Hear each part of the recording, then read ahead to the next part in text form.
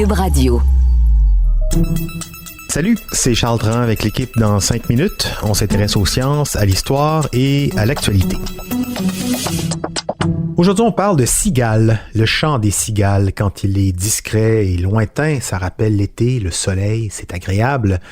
Mais imaginez maintenant des tas et des tas de cigales qui se joignent pour un concert assourdissant.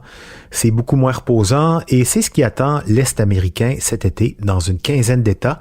Des milliers de milliards de cigales périodiques vont sortir de terre après y être restées ensevelies pendant 17 ans, pas moins. 17 ans exactement. Alors, qu'est-ce qui se passe avec ces cigales? Est-ce que c'est normal, cette grande sortie? Qu'est-ce qu'elles ont fait pendant 17 ans sous terre? Et pourquoi elles sortent maintenant? Voici Baptiste Zapirin.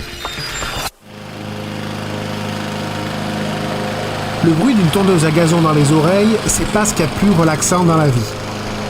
Eh bien, les Américains, ils vont y avoir droit cet été. L'équivalent, en tout cas. Des milliers de milliards de cigales périodiques vont sortir de terre en groupe et vont se faire entendre dans 15 États de l'Est des États-Unis, de New York au Tennessee, en passant par la Caroline du Nord ou la Géorgie. Et la sérénade d'une cigale, ça a une puissance de 80 décibels, autant que le bruit d'une tondeuse à gazon. Alors imaginez s'il y en a plusieurs. On est au seuil de la douleur auditive. Pas vraiment le son des vacances. C'est qu'on n'a pas affaire à n'importe quelle cigale. On parle là de cigales périodiques, petit nom latin, Magicicada. Contrairement aux cigales classiques qui grandissent sous terre pendant un an ou deux avant de sortir, les cigales périodiques ont un cycle de vie très long, probablement le plus long parmi tous les insectes. Avant de s'envoler, elles passent de 13 à 17 années de leur vie dans le sol, à rester cachées et à se nourrir tranquillement de racines d'arbres. Aux États-Unis, il existe 15 groupes, 15 couvées différentes de cigales périodiques. Certaines couvées sortent tous les 13 ans, d'autres restent enterrées plus longtemps. Et celle qui va sortir cet été, c'est la plus grande. On l'appelle la Grande Couvée de l'Est. Elle reste 17 ans sous terre. En fait, ce qui va émerger, c'est la dernière génération d'une couvée qui se reproduit depuis environ 10 ou 20 000 ans.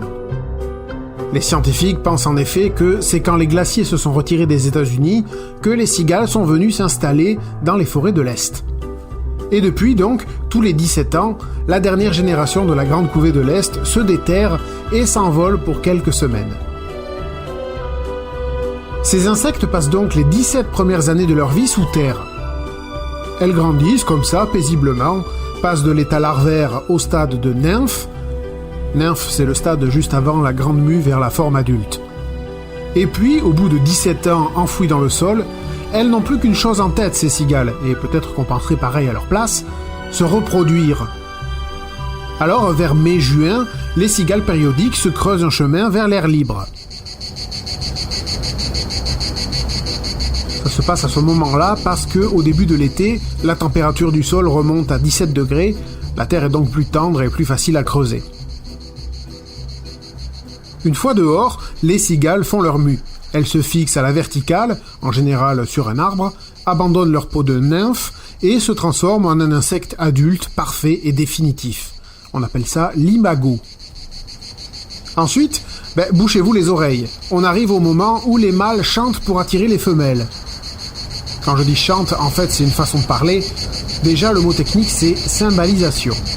Et en fait, ce qui se passe, c'est que les mâles font vibrer 2 muscles jusqu'à 900 fois par seconde dans leur abdomen creux, qui sert de caisse de résonance. Alors, ils font beaucoup de bruit, contrairement aux femelles, qui elles n'en font pas.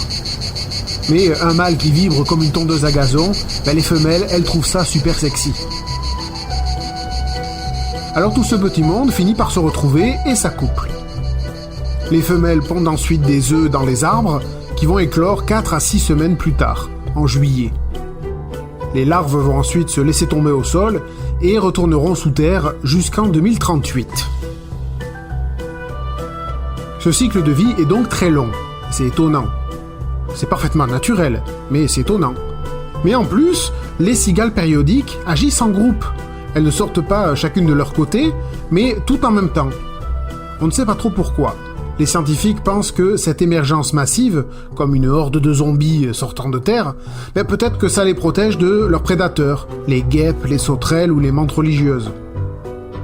Mais au final, ça ne retardera pas tellement l'échéance, puisque de toute façon, les cigales périodiques qui ne se feront pas manger mourront de vieillesse d'ici la fin de l'été, peu après s'être reproduites.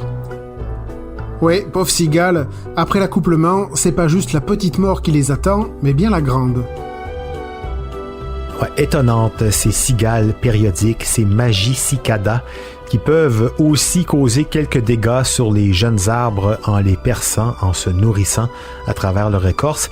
Alors sachez qu'on en trouve aussi au Canada, une des couvées nord-américaines sortait jusqu'en Ontario, au sud de l'Ontario, mais elle semble éteinte. En 2016, on a vu une autre couvée émerger au nord-est des États-Unis et au Nouveau-Brunswick. Par contre, pas de cigales périodiques au Québec. On se contentera du bruit des tondeuses à gazon. Merci Baptiste Zapirin, c'était en 5 minutes.